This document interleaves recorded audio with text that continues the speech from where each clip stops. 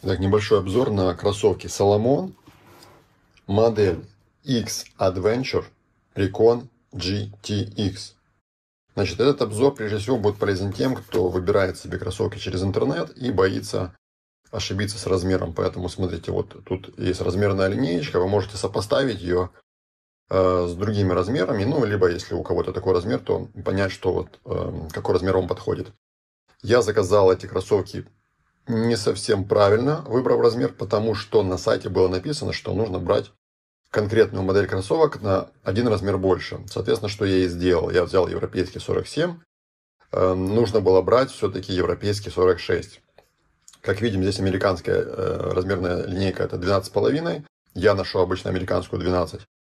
И японская это 30,5 сантиметров, это в сантиметрах, по сути, можно преподнести эту информацию. Поэтому вот эти вот кроссовки X Adventure Recon GTX нужно брать размер в размер. Несмотря на заверения там, продавцов, что они мало мерят. Нет, они не мало мерят, я сейчас вам покажу далее. Значит, в коробочке мы находим, соответственно, две пары кроссовок. И сразу же нас встречает этикетка Gore-Tex. Что такое Gore-Tex и где он находится? Вы знаете, иногда смотрю обзоры, не обзоры, а точнее сказать рекламные видео на TikTok, где продавцы поливают вот эту вот часть водой и говорят, смотрите, это Gore-Tex, он не пропускает воду. Ребята, Gore-Tex не здесь, это не Gore-Tex, это внешнее покрытие. Gore-Tex находится внутри.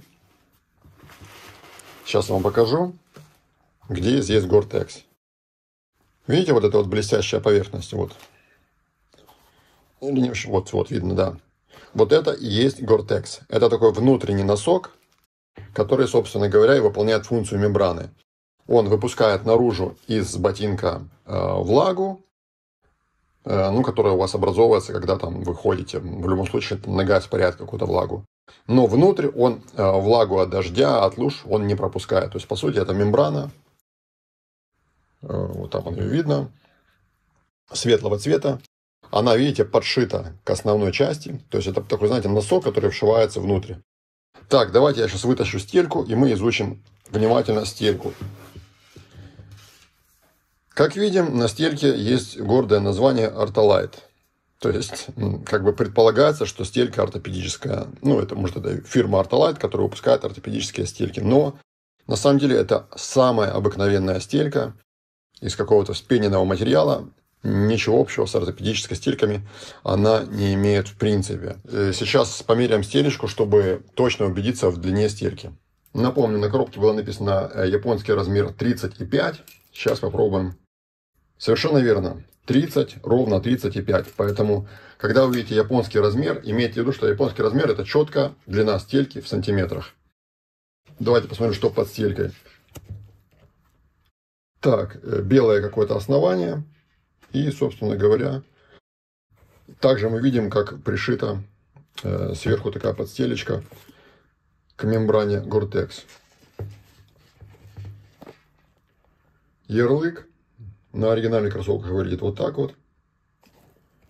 Значит, что еще нужно сказать? Язык, он полностью вшит. То есть, здесь нету никаких зазоров между самим ботинком и языком. Здесь находится такая вот тоже мембрана своеобразная, клапан, как его еще называют.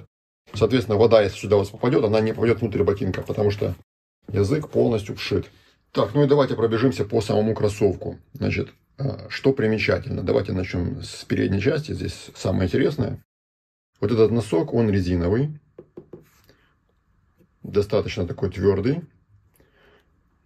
И это очень классно, потому что у вас будет всегда защищена вот эта носовая часть от ударов о камнях, кустах. Опять же, защита от промокания.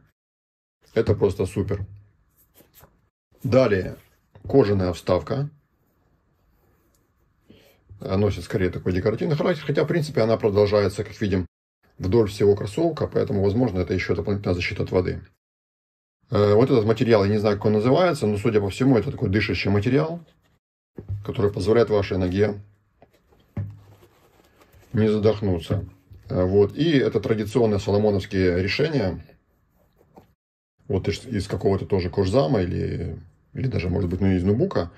вот эти вот стрелки, они ведут прямо к шнуркам и позволяют нормально затянуть ботинок. Потому что идет затяжка не через вот этот материал мягкий, а через именно твердый материал. Давайте еще о подошве. Есть вот такая интересная вставка, это твердый материал, прям пластмасса такая. И как видим, он находится именно у нас вот, по центру кроссовка. То есть, по сути, своеобразная пружина, которая позволяет нормально отрабатывать вашему продольному своду стопы. То есть, по сути, у нас не ортопедическая стелька, но ортопедическая подошва. Это здорово. В целом материал вот здесь вот сбоку и в этом месте мягкий. А сама подошва, вот видите, она здесь вот такая вот идет. Она очень твердая. Вот я вам сейчас покажу саму подошву. Протектор, не скажем прям, что очень агрессивный. Но, в принципе, для прогулок по природе вполне пойдет. Ну, для города понятно, что в любом случае подойдет. Для прогулок по природе, ну, более-менее. Ну, опять же, любая медаль имеет оборотную сторону. Такой протектор будет достаточно легко очищаться, если забьется немножко грязи. Задник. Вот эта часть мягкая, отлично выполненная. Высокая подошва. Давайте померю высоту подошвы. В задней части это ни много ни мало 4 сантиметра, 4,2. А в передней части это 2,8.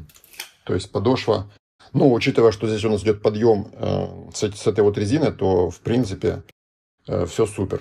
Для зимы я считаю, что это очень хорошая пара. И еще немножко информации для тех, кто будет выбирать для себя такую обувь.